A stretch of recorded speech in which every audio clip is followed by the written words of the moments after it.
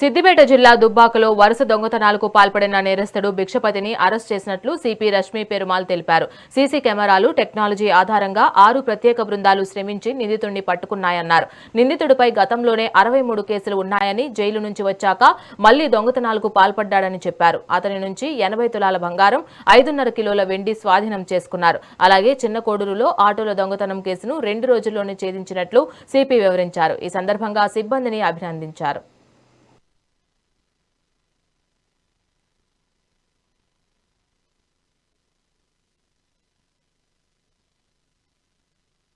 HB case in Dubbaka ఇది మాకు 29th రోజు రిజిస్టర్ అయింది లాస్ట్ మంత్. సో దీంట్లో వీళ్ళు విక్టిమ్స్ వచ్చేసి బయట ట్రిప్ కోసం వెళ్ళినప్పుడు వాళ్ళ ఇంటి దగ్గర బయట ఉన్న ఐరన్ రాడ్స్, హౌస్కి ఉన్న ఐరన్ రాడ్స్, గ్రిల్ రాడ్స్ని బెండ్ చేసి అక్యూజ్డ్ అఫెండర్ ఇప్పుడు ఈ కేసులో సింగిల్ పర్సన్ భిక్షపతి అని, is serial offender, previous habitual offender అని.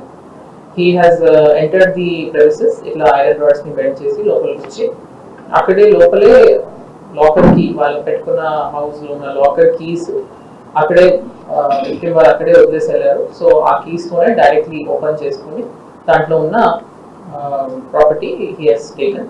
అలానే సేమ్ నైట్ ఇంకొక హౌస్ నెక్స్ట్ ఈ హౌస్ కి కొంచెం దూరంలోనే ఇంకో హౌస్ లో కూడా అటెంప్ట్ చేశాడు. అక్కడ వాళ్ళకి ఏం వాల్యుబుల్ ఏం దొరకలేదు. సో ఈ 2 houses గురించి మాకు ఈ కేసు రిజిస్టర్ అయింది.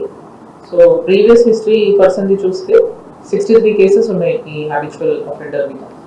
అండ్ రీసెంట్లీ నిజామాబాద్ జైలు నుంచి రిలీజ్ అయ్యాడు. రిలీజ్ అయిన తర్వాత ఇక్కడికి వచ్చి ఈ ఏరియా ఆయనకి ఫెమిలియర్ ఉంది, because his native location comes to this, ఈ ప్రాంతం ఉంది. సో ఆయన ఈ ఏరియాకి వచ్చి ఈ హౌస్ థెఫ్ట్ చేశాడు. So basically, because of his previous history, ఆయనకి ఐడియా ఉంది exactly how to evade and how to A roots లో వాళ్ళు ట్రాక్ చేస్తామని టెక్నికల్ గురించి కూడా ఆయనకు బాగా నాలెడ్జ్ ఉంది. సో ప్రీవియస్ గా కూడా ఈయన జైల్లో చాలా సంవత్సరాలు ఉన్నాడు కాబట్టి వేరే వేరే జైల్స్ లో అక్కడ ఉన్న అసోసియేట్స్ తో కూడా ఆయనకు బాగా పరిచయం ఉంది.